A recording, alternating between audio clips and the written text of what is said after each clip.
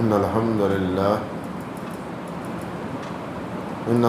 لله رب العالمين، والصلاة والسلام على سيد الأنبياء والمرسلين وعلى آله وصحبه ومن تبعهم بإحسان إلى يوم الدين.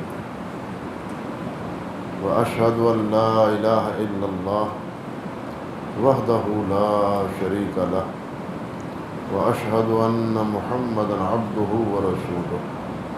أما بعد، فأعوذ بالله السميع العليم من الشيطان الرجيم من همزه ونفخه ونفثه. بسم الله الرحمن الرحيم. إنما المؤمنون الذين آمنوا بالله ورسوله ثم لم يرتابوا وجاهدوا بأموالهم وأنفسهم في سبيل الله أولئك هم الصادقون. محترم حضرات،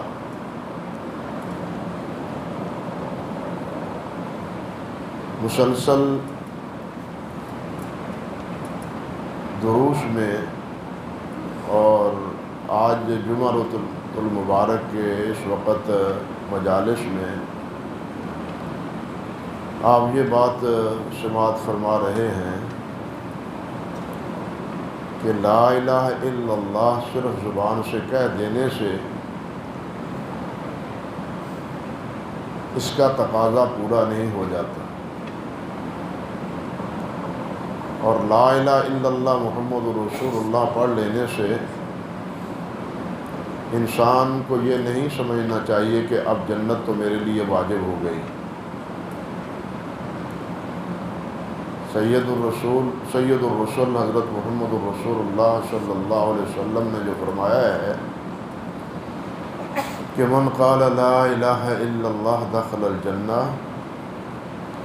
کہ جو آدمی لا الہ الا اللہ کہے وہ جنت میں جائے گا، اس کا بھی ایک مفہوم ہے اور اس کا بھی یہ ایک تقاضا ہے اور اس کی بھی کچھ شرائط ہیں، اور انہی شرائط میں سے ایک شرط یہ بھی ہے کہ یہ کلمہ پڑھنے کے بعد، ایمان کا اظہار کرنے کے بعد پھر اس پر استقامت اختیار کرے، اس میں شک اور ریب کا اظہار نہ کرے، جس طرح کہ اسی آیت میں اللہ تعالیٰ نے فرمایا ہے کہ انما المؤمنون الذین آمنوا باللہ ورسولہ ثم لم یرتابوا، کہ ایمان والے، بے شک ایمان والے وہ ہیں جو اللہ اور اللہ کے رسول پر ایمان لاتے ہیں، اللہ پر بھی ایمان، اللہ کے رسول پر بھی ایمان کے لیے یہ دونوں چیزیں لازم ہیں۔ صرف اللہ کو ماننا کافی نہیں ہے، یا صرف رسول کو ماننا کافی نہیں ہے، بلکہ اللہ اور اللہ کے رسول کو دونوں کو ماننا کافی ضروری ہے۔ ثم لم یرتابوا، اور ایمان لانے کے بعد پھر کسی قسم کا ریب، شک، تردد یہ اس بارے میں نہیں ہونا چاہیے۔ یہ بالکل اسی طرح ہے جس طرح دوسرے مقام پر اللہ سبحانہ و تعالیٰ نے ارشاد فرمایا ہے ان الذین قالوا ربنا اللہ ثم استقاموا، کہ وہ لوگ جو یہ کہتے ہیں کہ ہمارا رب اللہ ہے، ثم استقاموا، پھر وہ اس پر پکے رہتے ہیں، ڈولتے نہیں ہیں، ریب اور شک کا اظہار نہیں کرتے، اس میں ریب میں مبتلا نہیں ہوتے، بلکہ اس پر پکے رہتے ہیں۔ ثم استقاموا، یہ استقامت، پکا رہنا، زبان سے تو ہم کہہ دیتے ہیں کہ پکا رہنا، زبان سے ہم کہتے ہیں کہ ہم پکے ہیں ایمان پر، لیکن پتہ تب چلتا ہے جب آزمائش آئے، جب کسی مرحلے پر امتحان دینا پڑے، پھر پتہ چلتا ہے کہ ہم پکے ہیں یا کچے ہیں۔ حضرات صحابہ کرام رضوان اللہ علیہ مجمعین کی جو زندگیاں ہیں وہ ہمارے لیے نمونہ ہیں۔ انہوں نے ہر ابتلا، ہر آزمائش، ہر مشکل برداشت کر لی، لیکن اللہ اور اللہ کے رسول صلی اللہ علیہ وسلم کا ساتھ نہیں چھوڑا۔ کون سی آزمائش ہے جو حضرات صحابہ کرام رضوان اللہ علیہم اجمعین پر آزمائی نہیں گئی؟ بالخصوص جو فقراء صحابہ کرام تھے، حتیٰ کہ حضرت ابوبکر صدیق رضی اللہ تعالی عنہ جو خود کھاتے پیتے گھرانے کے کھاتے پیتے فرد تھے، جن کے بارے میں تاریخ میں یہ بات موجود ہے کہ جب آپ مسلمان ہوئے تھے تو 40,000 سونے کے درہم، درہم نہیں 40,000 سونے کے دینار، اس کے وہ مالک تھے۔ معمولی رقم نہیں ہے، لیکن نبی علیہ الصلوۃ والسلام کی حمایت میں، آپ کے دفاع میں، حضرت ابوبکر صدیق رضی اللہ تعالی عنہ کو بھی اتنا مارا گیا کہ ان کا چہرہ بالکل متورم ہو گیا اور جسم پر زخم آ گئے، حتیٰ کہ انہیں اٹھا کے گھر میں لے جایا گیا۔ جب ہوش آئی تو سب سے پہلے یہ کلمہ آپ کی زبان سے نکلا کہ میرے نبی کا کیا حال ہے صلی اللہ علیہ وسلم، حضرت محمد رسول اللہ کیسے؟ کیونکہ پہلے تو وہ نبی علیہ السلام کے در پہ آزار تھے، اور ابو بکر رضی اللہ تعالیٰ عنہ گئے تھے انہیں چھڑانے کے لیے۔ انہوں نے نبی علیہ السلام کو تو چھوڑ دیا، ابو بکر کو پکڑ لیا۔ اب جو آیا نہ آؤ دیکھا نہ تاؤ، جو کچھ ان سے ہو سکا ابو بکر کے ساتھ کیا۔ یعنی شرفاء کے گھر میں جو افراد تھے ان سے بھی وہ گریز نہیں کرتے تھے۔ حضرت بلال، حضرت صہیب، حضرت سلمان، یہ تو فقراء تھے، اور حضرت بلال رضی اللہ تعالیٰ عنہ کو آپ جانتے ہیں، جو جاتے ہیں وہاں عمرے کے لیے، اللہ تعالیٰ لے جائے اپنے گھر میں ہم سب کو، کہ وہاں کی یہاں کی گرمی جو ہے، یہاں کی تپش جو ہے، اس پر چلنا مشکل، وہاں کی تپش تو یہاں سے کہیں زیادہ تھی۔ ان کو اس پر گھسیٹا جاتا تھا، ان پتھروں پر گھسیٹا جاتا تھا، اور سینے پر بالآخر گرم پتھر رکھ دیے جاتے تھے۔ اس حالت میں انہیں پیٹا جاتا تھا، لیکن ان کی زبان پر پھر بھی اللہ اللہ ہوتا تھا۔ یعنی اس حالت میں حضرت صہیب، حضرت خبیب رضی اللہ تعالی عنہ جب ان کو سلی دینے لگے ہیں یہ مشرکین مکہ، یہ پکڑے گئے تھے، قصہ لمبا ہے، تنعیم حد حرم سے باہر جا کے ان کو سلی دینے کا انہوں نے پروگرام بنایا۔ اللہ اکبر کبیرہ۔ حضرت صہیب رضی اللہ تعالیٰ عنہ، قصہ مختصر یہ کہ سلی پر لٹکے ہوئے، ابو سفیان کہتا ہے کہ بتلاؤ اگر یہاں آپ کے عوض آپ کی جگہ پر محمد ہو صلی اللہ علیہ وسلم تو آپ کو گوارا ہے؟ اللہ اکبر کبیر۔ حضرت خبیب نے کیا جواب دیا؟ انہوں نے فرمایا یہاں میں تو یہ بھی گوارا نہیں کرتا کہ آپ کے گھر میں آپ کو کوئی گزند پہنچے، آپ اپنے گھر میں ہوں، اپنے شہر میں ہوں، وہاں آپ کو کوئی تکلیف، کوئی پشیمانی پہنچے، مجھے تو یہ برداشت نہیں، تم مجھ سے کیا پوچھتے؟ اسی پر ابو سفیان کا وہ معروف جملہ تاریخ میں آج تک موجود ہے، ما رأیت احدا یحب احدا کحب اصحاب محمد محمد صلی اللہ علیہ وسلم۔ میں شاہی محلوں میں گیا ہوں، شاہی درباروں میں گیا ہوں، لیکن جو محبت صلی اللہ علیہ وسلم کے ساتھ اصحاب محمد کرتے ہیں، ایسی محبت میں نے کرتے ہوئے کسی کو نہیں دیکھا۔ کئی واقعات ہیں صحابہ کرام، ہر تکلیف انہوں نے جھیل لی، برداشت کر لی، ہر آزمائش انہوں نے پر پورے اترے، لیکن استقامت، قدم پر توحید اور رسالت پر، اللہ اور اللہ کے رسول کے ساتھ وفاداری پر، ان کے پائے استقلال میں جنبش نہیں آئی. وہ پہاڑ بن کے استقامت کا کھڑے رہے اور ہر تکلیف کو انہوں نے برداشت کرنا گوارا کر لیا، لیکن اللہ اور اللہ کے رسول صلی اللہ علیہ وسلم سے جدائی انہوں نے گزارا نہیں. ہمارا حال کیا ہے؟ وہ ہم تو ووٹ کی خاطر مسلمان نہیں غیر مسلمان بن جاتے. یہ امر واقعہ ہے یا نہیں ہمارے پاکستان میں؟ ووٹ کی خاطر، پیسے لینے کی خاطر، پیسے لینے کی خاطر ایمان فروخت کر دیتے ہیں. لیکن ہیں ہم لا الہ الا اللہ محمد رسول اللہ پڑھنے والے.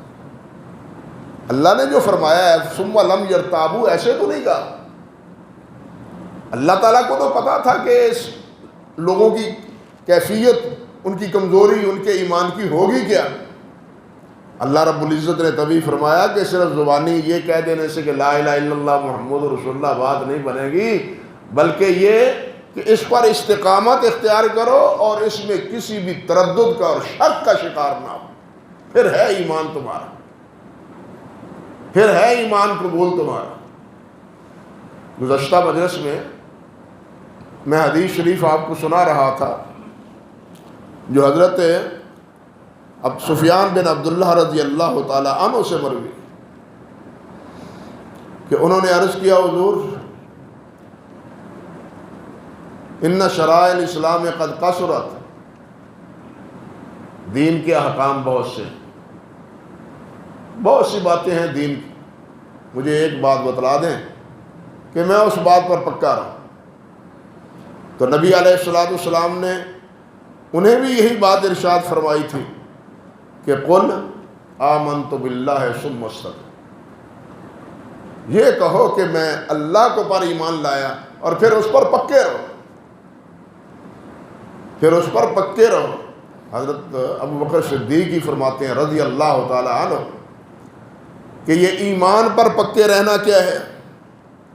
کیا مطلب کہ لم یشرکوا باللہ شیئا ولم یلتفتوا الی الہ غیرہ، کہ وہ پھر اللہ کے علاوہ ادھر ادھر التفات نہ کرے، اللہ کے علاوہ ادھر ادھر التفات نہ کرے اور اللہ کے ساتھ کسی کو شریک نہ بنائے. اپنا تمام اعتماد، اپنا تمام بھروسہ، اپنا تمام توکل وہ اللہ پر رکھے، اس کی تمام امیدوں کا سہارا اللہ بن کے رہ جائے. کسی پہ امید نہ ہو، صرف اللہ پر امید، کسی پہ بھروسہ نہ ہو، اللہ پر بھروسہ ہو، اللہ پر توکل.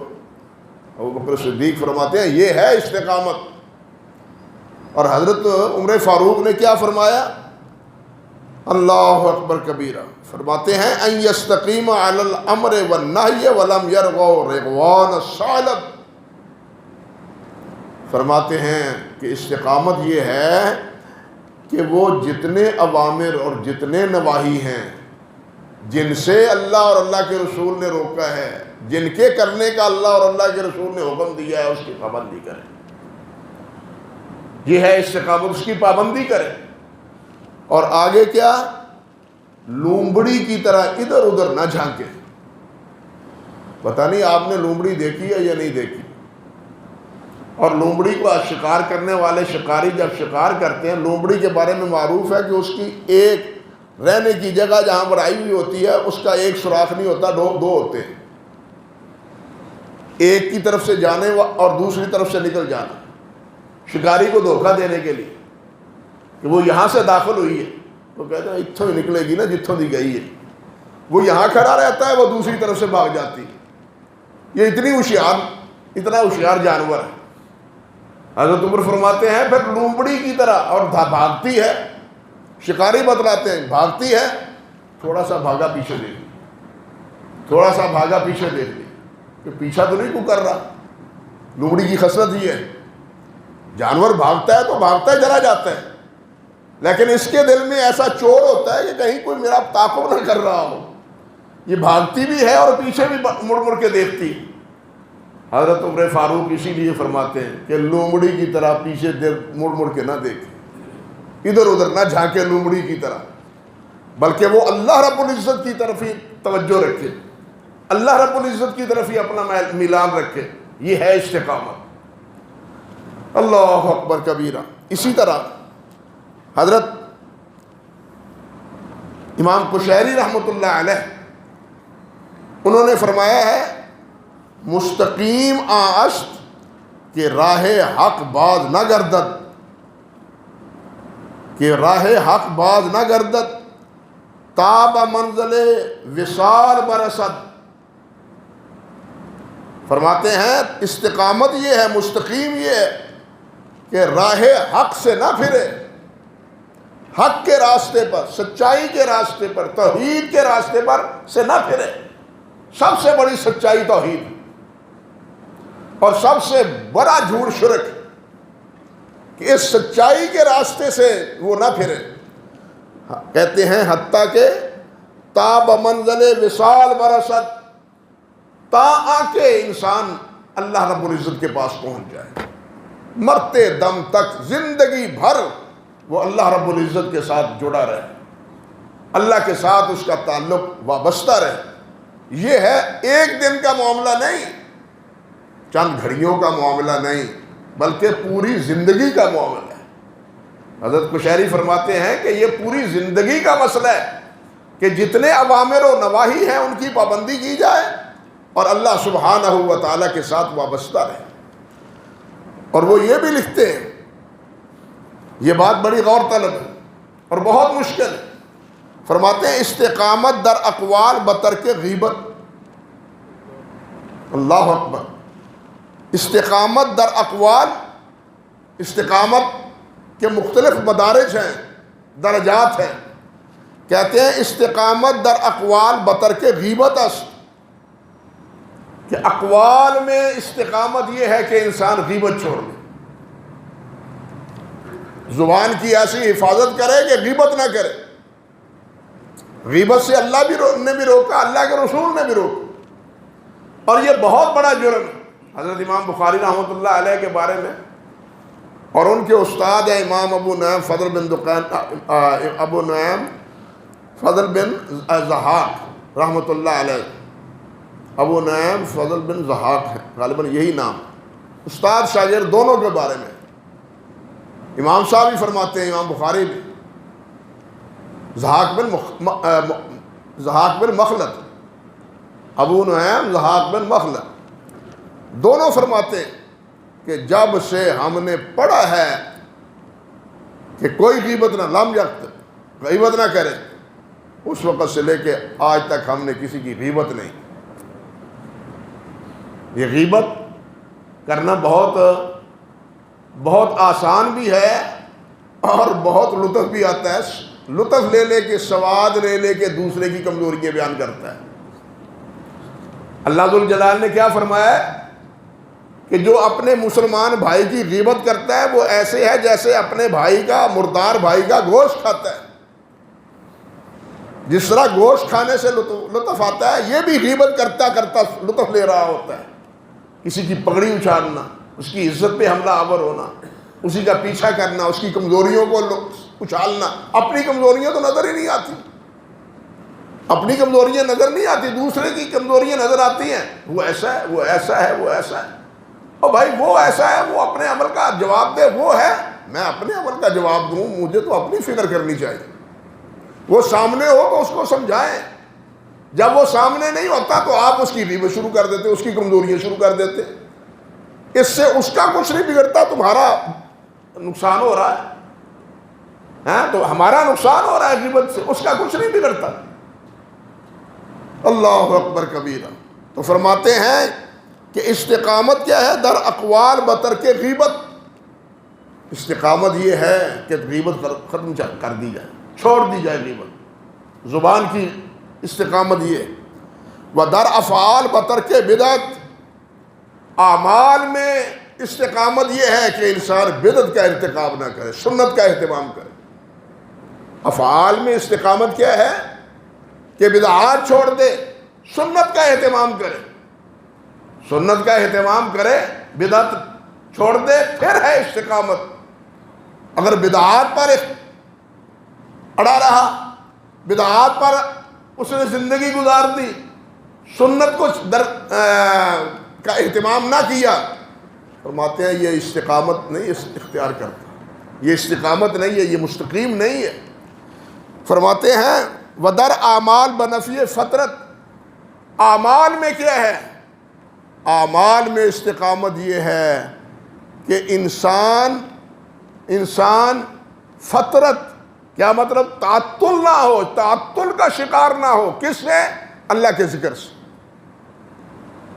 اس زبان میں ودر اعمال بنفی فطرت، اعمال میں کیا ہے کہ وہ فطرت کو چھوڑ دے۔ فطرت کے معنی کیا ہے؟ تعطل کو، ایک وقفے کو۔ معروف بات ہے، تاریخ میں الفاظ آپ نے پڑھے ہوں گے کہ زمانہ فطرت۔ زمانہ فطرت کس کو بولتے ہیں؟ وہ زمانہ جو حضرت عیسیٰ علیہ السلام اور نبی علیہ السلام کے دور میں تھا، ان کے مابین درمیانہ دور جس میں کوئی نبی نہیں تھا، اس زمانے کو کیا کہتے ہیں؟ زمانہ فطرت، کہ اس دور میں کوئی نبی نہیں آیا۔ یہ یہاں یہی بزرگ فرماتے ہیں کہ اعمال میں استقامت کیا ہے کہ تعطل نہ ہو بلکہ تسلسل ہو، ہمہ وقت ہو۔ جس طرح کہ نبی کریم صلی اللہ علیہ وسلم نے فرمایا ایک صحابی کے پوچھنے پر کہ اللہ تعالیٰ کو ایسے تم یاد کرو، لا یزال لسانک رطبا بذکر اللہ، کہ تیری زبان ہمیشہ اللہ کے ذکر سے کیا ہو؟ تر رہے، ہمیشہ تیری زبان اللہ کے ذکر سے تر رہے۔ اللہ اکبر کبیرہ، اللہ اکبر کبیرہ۔ اس دنیا میں بڑے بڑے عجیب لوگ ہوئے، استقامت کے پہاڑ اور ذکر و اذکار کا اہتمام کرنے والے۔ حضرت امام شافعی رحمۃ اللہ علیہ کے شاگرد ہیں امام یوسف بن یعقوب بویتی رحمۃ اللہ علیہ۔ امام شافعی فرمایا کرتے تھے کہ میری مجلس پر میرے شاگردوں میں اگر کوئی بیٹھنے کا اہل ہے تو یہ یوسف ہے۔ امام شافعی فرمایا کرتے تھے کہ میرے بعد کسی نے اگر کوئی مسئلہ پوچھنا ہو تو یوسف سے پوچھا کرو۔ اتنا اعتماد تھا امام شافعی رحمۃ اللہ علیہ کا۔ لیکن مامون کے دور میں، ہارون کے دور میں، یہ لوگ دراصل معتزلی تھے، جہمی تھے۔ ان کے دور میں یہ مسئلہ عام ہوا کہ قرآن اللہ کا کلام ہے یا قرآن اللہ کی مخلوق ہے۔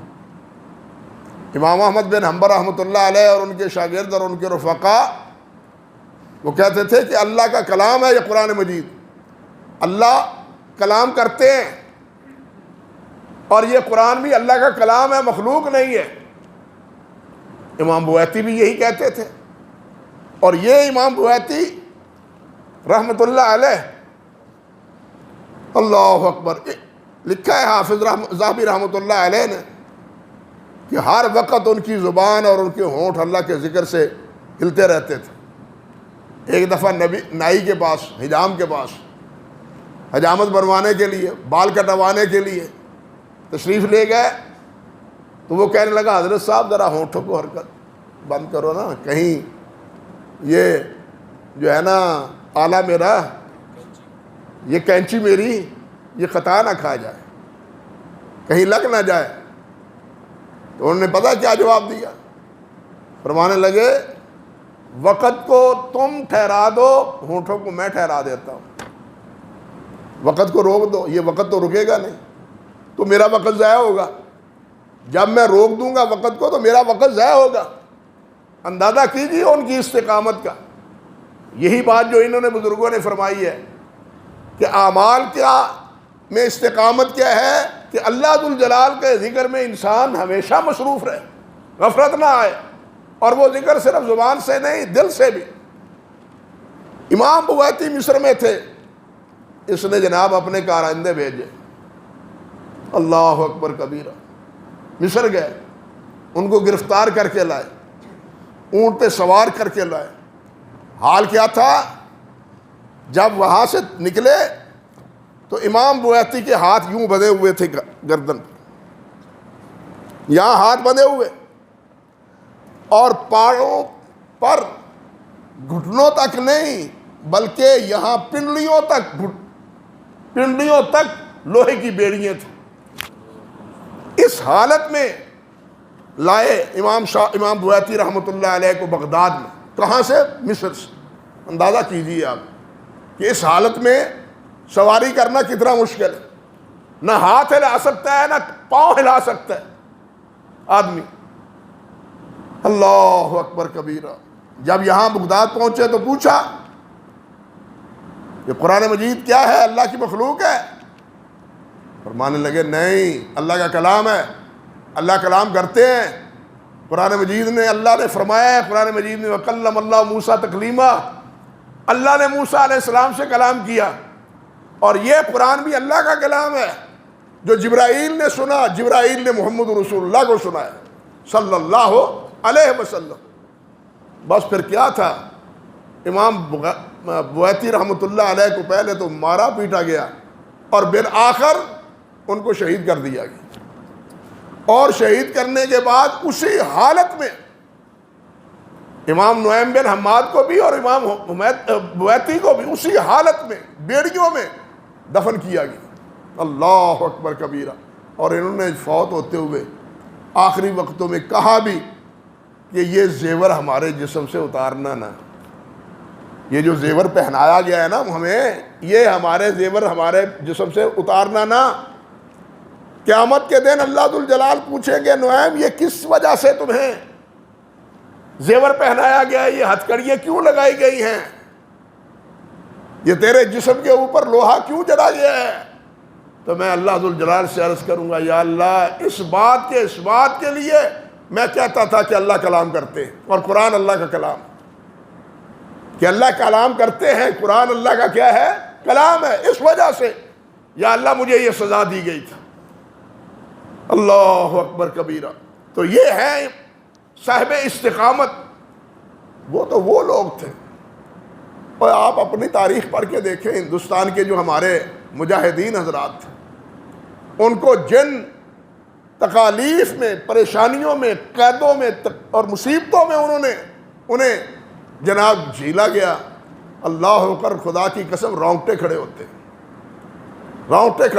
مولانا جعفر تھانیسوی رحمۃ اللہ علیہ نے لکھا ہے کہ امالہ میں جس جیل میں ہم تھے وہ جیل کی پوزیشن کیا تھی؟ 4 فٹ چوڑی تھی اور 6 فٹ لمبی تھی.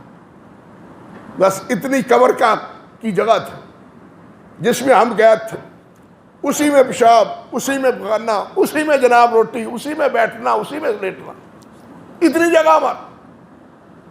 اور پھر وہاں سے نکال کر جب لاہور لائے ہیں، اللہ اکبر کبیرہ، کہتے ہیں ہمارے پاؤں پر بیڑیاں تھیں، ہمارے ہاتھوں پر بیڑیاں تھیں، اور امالہ سے لاہور تک ہمیں چلا کے پیدل یہاں لاہور لایا گیا، یہ سینٹرل جیل میں.